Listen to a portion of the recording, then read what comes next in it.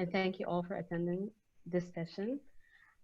Before I present our speaker, I would like to remind you all that this session is being recorded. Please keep your mics muted and camera off and hold your questions until the end. Now I would like to present Dr. Coralie Chevallier. She's a researcher in behavioral science at the Laboratory of Cognitive Neuroscience at ENS Paris. And today she will talk to us about cognitive science and society. Doctor, the floor is yours. Hello, everyone. I can't see your faces, but I'm sure that during question time, I'll get an opportunity to see you all. Thanks for the opportunity. Thanks for inviting me. My understanding is that this is both about science and about a career and how life in academia works. So that's what I try to do here. And you're welcome to ask me questions about both life as an academic and the science of it. So I'm going to tell you today about how cognitive science can be usefully applied to design and build more effective public policies, and why it is important for decision makers to understand a little bit more about cognitive science than they currently do. So I was trained as, hang on, I'm just going to move this. I was trained in linguistics in France, and then I also did a cognitive science degree, and I then did a PhD both in Lyon in France and in UCL with Ira Novak and Deirdre Wilson. My PhD focused on social cognition and communication in autism spectrum disorders. And then came the postdoc years in Paris, then in London, and then in Philadelphia in the US. And finally, in 2014, I got a permanent position here in Paris. During that time, and actually I never mentioned those things, but because this talk is a little bit special, both science and career, I mention it now. So in that time, I had 3 kids. So the first one arrived at the end of my PhD. Then I got another kid during my postdocs, and the last one arrived when I was tenured. So I'm going to start by asking you to think as if you were a decision maker. You know, decision makers have to think about how to organize societies and how to design interventions that are likely to solve some of our pressing challenges. For example, if you're a decision maker and you want to curb tobacco use, well, the first step is going to be for you to assess whether tobacco use is really a problem, and then to pick amongst all of the various options, policy options that you have, to pick the one that is most likely to have an effect on people's actual behavior. And this can be lots of things. It can be regulations, it can be price increases, taxes, it could be banning or health messaging, and so on and so forth. All of those, I'm sorry, let me just go back. If you're faced with that decision, after you've really assessed that, yes, indeed, tobacco use is a problem, you're going to be facing the problem that everybody has intuitions about what government should be doing, and everybody in government is going to have an intuition about what should be done. The problem is that those intuitions don't always work as planned. For example, in the case of cigarettes, things seem to be pretty straightforward. If you increase the price of cigarettes, then that decreases the demand for cigarettes. So that's fairly straightforward. You change the incentive structure and it has the anticipated effect on behavior. So for this particular case, you could say, oh yes, so that's easy. But consider the following example, which is now a classic, a textbook example of how incentives don't always work in this very predictable way. In Sweden in the 80s, the government was faced with a short supply of blood donations. And what they did to fix the issue was to offer people money for giving blood. So here it's the exact opposite of the tobacco example. You provide money, hoping that people are going to do more of that behavior. What happened is that people actually gave their blood less.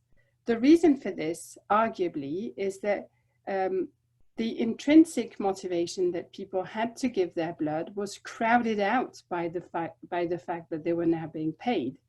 So people who were willing to give their blood to demonstrate that they're altruistic now are not interested, because their whole goal wasn't to be paid. It was actually to be kind. And if you pay somebody to be kind, you can't call it kindness anymore.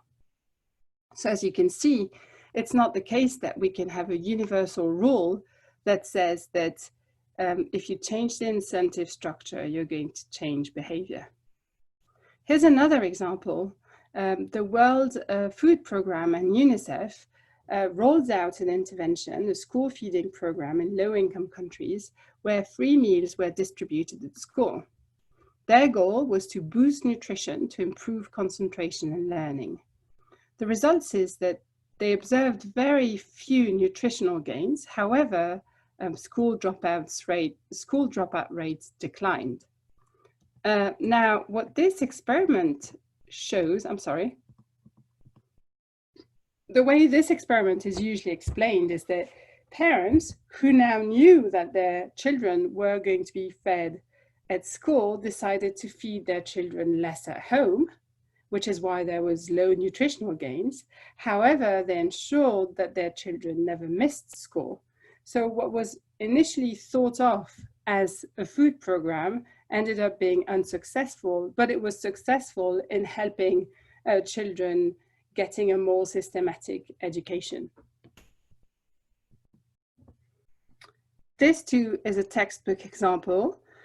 If you're a daycare director and you want parents to stop being late to pick up their children, one option, very obvious option, would be to fine parents for being late. Well, this was actually tested in Israel, and what the researchers found is that the group that was fined, here you can see in black, the group that was fined actually ended up being more late than the group that was not fined. The potential explanation for this phenomenon is simply that parents now had a sort of price for a new service, which was being allowed to be late.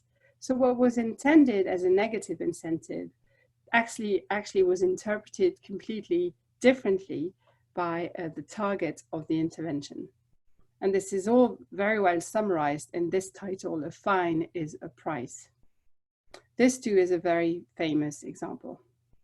My final example is the program called Scared Straight, which is a program that was very popular in the US, where kids who committed misdemeanors were taken to visit jails so that their future bad behaviors would be discouraged. Kids in the program committed fewer crimes than before entering the program, so you might think that it was a success, but actually the magnitude of that effect was smaller than in the control group.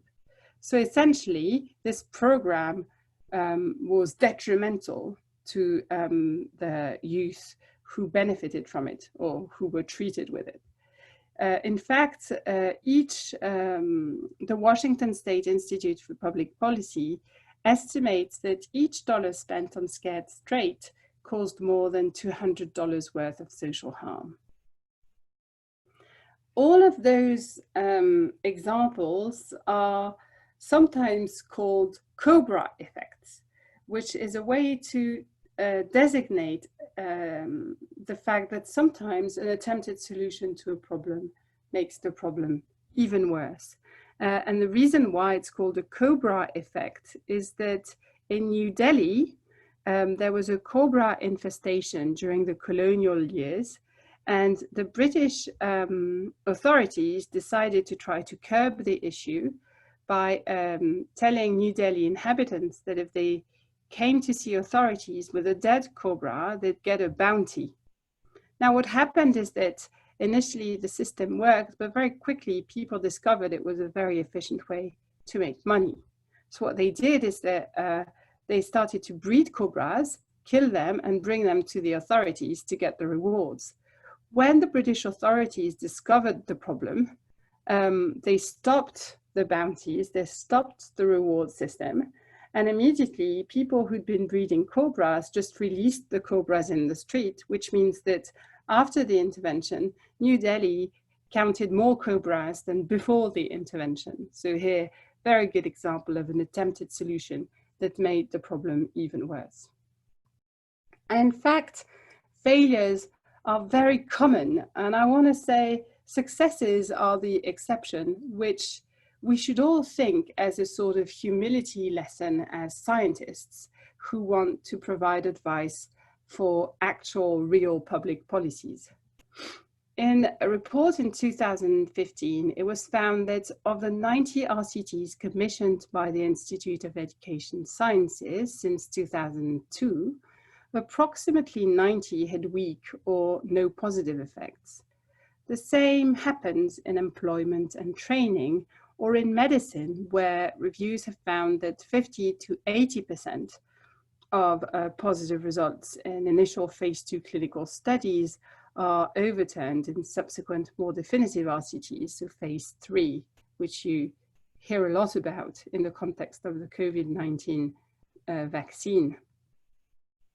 Now, you may be thinking that, oh, this is because the public sector doesn't work very efficiently, but actually the same is found in business, where of the 13,000 RCTs of new product strategies conducted by Google and Microsoft, 80 to 90% have reportedly found no significant effect. So again, this is a lesson of humility, that even when we strongly believe, or even when we have prior evidence that a given intervention is going to work, well, actually most of the time it doesn't. So this demonstrates that it's very hard to tell which programs are going to be effective ahead of time. And one of the reasons why it's hard is because we're not econs. It's not the case that we're Homo economicus that respond to incentives in a totally predictable ways. By contrast, we're just humans. We're just Homo sapiens that react in ways that are not always predictable, that are not always rational, as it were. But psychologists, so that's the way economists have been presenting the situation, but psychologists have been trying to argue that it's not the case that we're completely irrational, that humans behave in ways that are completely erratic. In fact, people's behavior is predictably irrational, to use the phrase by Dan Ariely in his famous book called Predictably Irrational. Now, what we can do in order to become better at telling in advance which programs are going to work or not is to try to come up with the right model of human psychology and to anticipate how people will react in a range of situations.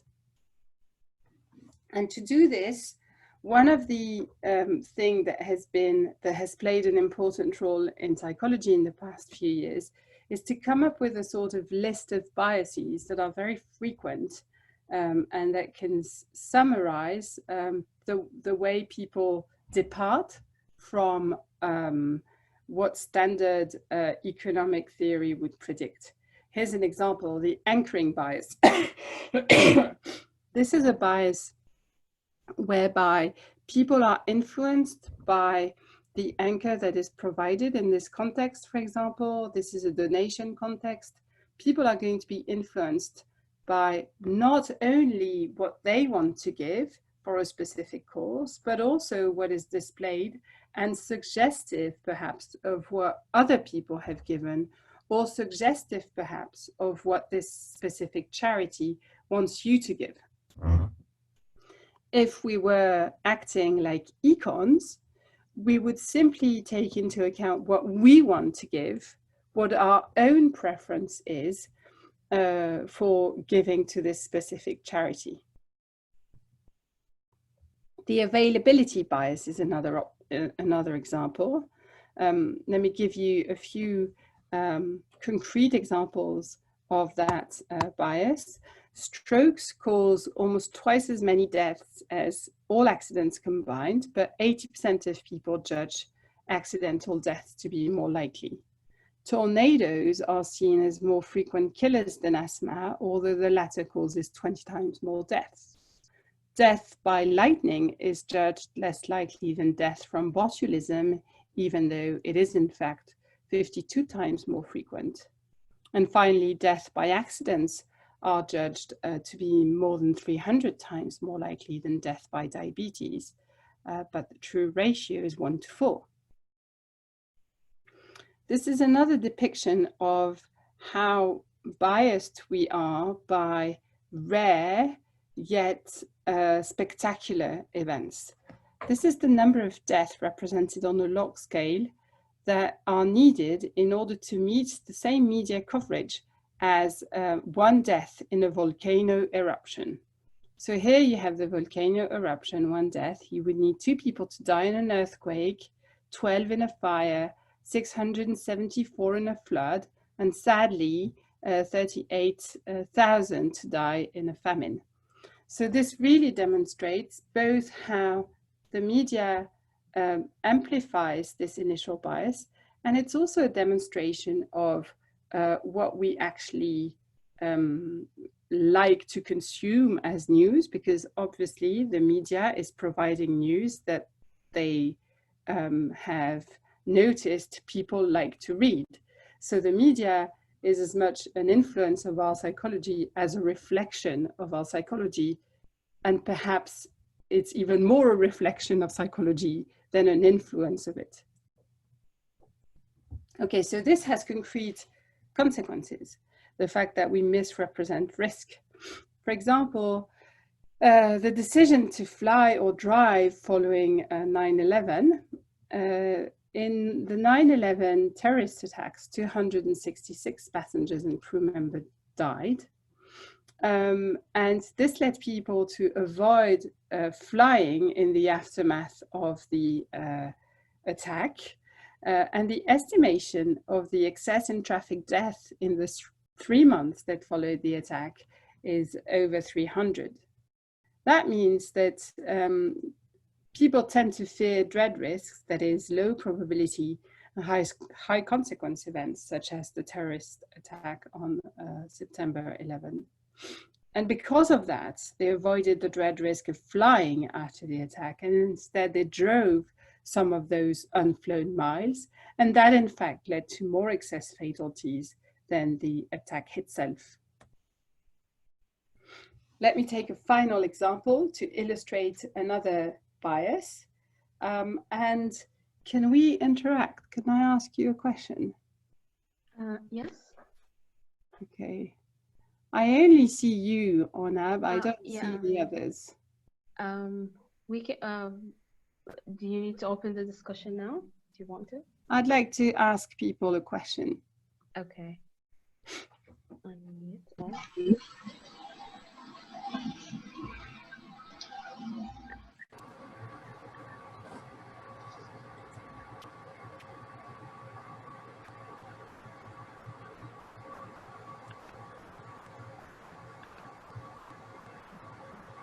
I think they're, yeah. I allowed them to unmute themselves. Hello? Yes, they can.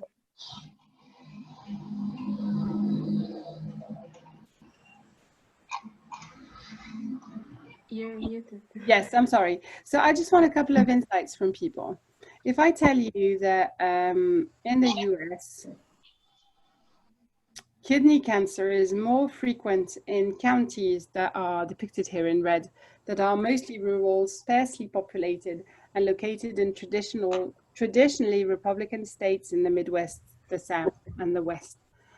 Can somebody share with us their intuition as to why that may be the case. If you had to take a guess, why would kidney cancer incidence be higher in those counties? I think you could raise your hands. There's a button here, I think. Or anyone who would like to speak. I mean, I would personally guess, I know that cases of alcohol abuse occur more commonly in rural areas, so I would possibly suggest that, but I don't know certainly. If I heard you right, you said that you think it's because the alcohol consumption levels are higher in rural areas? Yes.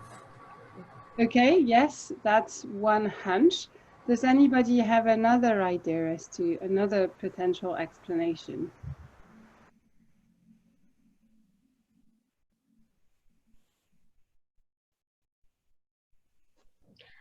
Maybe, can I? Yes, sure, go ahead. Maybe I think in rural areas, people are less likely to have like medical checkups or like regular medical follow-ups. Yes, excellent. So that's another possible explanation. So maybe people drink differently, exercise differently, maybe they have a different access to the health system because there's fewer doctors or because they live in more remote areas. Okay, so the point is that it's not very difficult to generate possible explanations for this finding. Now, what's interesting is that if I had given you the exact opposite and said that those counties had lower rate of kidney cancer, then presumably, it's not presumably, you would have been able to find explanations as well. For example, well, maybe in those places people spend more time outside and they're less susceptible to being exposed to air pollution, and maybe that's because that's the reason why their cancer incidence is lower. Now, what's interesting about this example that is provided by Daniel Kahneman in his book, Thinking Fast and Slow, is that actually both sentences are correct. So in the counties that are mostly rural, sparsely populated, etc., etc., the prevalence of cancer alternates from one year to the next, from being highest or lowest. And I'm going to explain to you why, but as you can anticipate, there's nothing to explain. There's no causal story to tell, all right? Otherwise, it wouldn't shift from one year to the next.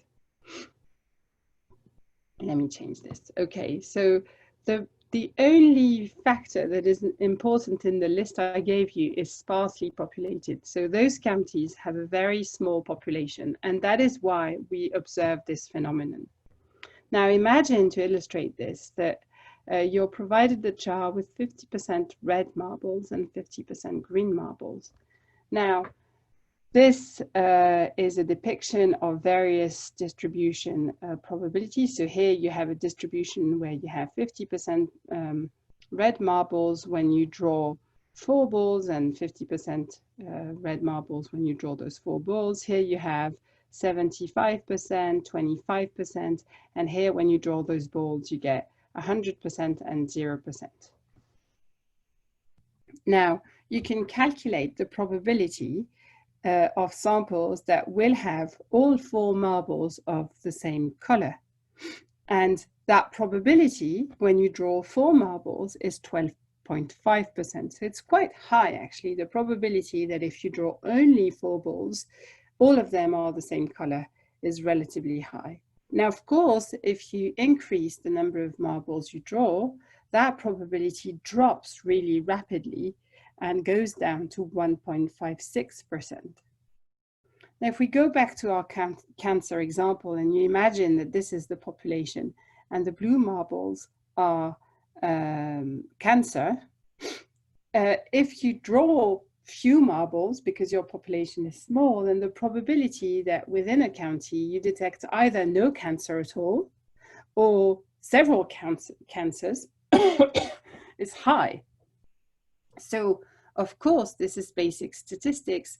the true mean, if the true mean is this, and in smaller counties, the sample mean is going to deviate more from the true mean than in larger counties where you're going to approximate the sample mean much more accurately.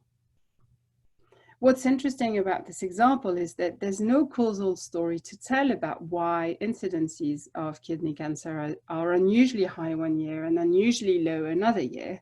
There's no causal story to tell, but our brains produce that causal story almost immediately. And this has real life consequences. In Daniel Kahneman's book, he explains that the Bill and Melinda Gates Foundation was interested in figuring out what were the features of the schools that were most successful in the United States. And what they found is that if you look at the schools that are the most successful, you'll find a proportion of schools that are small. It looks as if it's a good predictor of success. So what they did is that they invested $1.7 billion to making big schools smaller, hoping that this would make those now smaller schools better. Unfortunately, it had no effect. The reason why they observed that if you look at small schools, you find a number that are very successful is exactly the same as the kidney cancer example. It's just a statistical fallacy. So what comes out of those observations is that the world in our heads is not a precise replica of reality. Our expectations about the frequency of events are distorted by the prevalence and emotional intensity of the messages to where we're exposed. So it's not the case that anything in the world is making sense outside the filter of our cognitive system. So we can't ignore psychology. And the reason is that if you know how the psychology of your target, you're going to design policies, infrastructures, laws that are more efficient and that fit with the minds of the people that you're trying to reach. Here, there's a horse, a picture of a horse on that slide, because I'm going to take an example of that is taken from David Halpern's book, Inside the Nudge Unit, where you see that this car here is taking a shift turn in a bridge under the Thames, a bridge in London that goes under the Thames. This, sorry, not bridge, tunnel. This tunnel was designed at a time where cars didn't exist. It was designed for horses. And people knew how horses behave. And people knew that horses have a bias to irrationally bolt to the light when they see the light at the end of a tunnel. So what architects did is that they designed an infrastructure that was suited to their knowledge of horse psychology, and they designed this sharp turn so that horses wouldn't see the end of the tunnel when they entered it. So just like humans, horses are irrational, if you want, but they're predictably irrational, and this can help design better infrastructure for horses. Of course, now it's not well designed for humans because humans have a different psychology than horses. This is a famous example of a nudge in the Chicago area where there's a turn here. So this is adjusted to humans. There's a turn and people watch the bay because it's beautiful. And this is it's a turn where there's lots of accidents because people are driving too fast. So the way Chicago responded to this was by adding lines here that you see on the floor that are closer and closer, which provides the illusion to our visual system that we're driving faster. This simple addition to the streets had an important impact on accidents in this particular spot in Chicago. This demonstrates this example, and there's of course many, many others, that psychology is everywhere. And in fact, this fact that psychology is everywhere is taken into account more and more by governmental agencies. So for example, in the EU, there's a policy lab where they try to incorporate insights from psychology into the way policies are designed. The World Bank has published an important report on the topic. The OECD has a special unit trying to build a collection of insights that are important. The Behavioral Insights team in the UK actually is one of the most important team in this area. In France, we have our own governmental unit. And in fact, I am a part of a set of French researchers trying to promote our work to facilitate the interaction between decision makers and people who have strong knowledge in cognitive sciences. So I think I'm going to stop there. I have other slides, but I think it's better if I stop here to answer all of your questions. Okay, thank you very much. This was very interesting. If anyone has a question, I think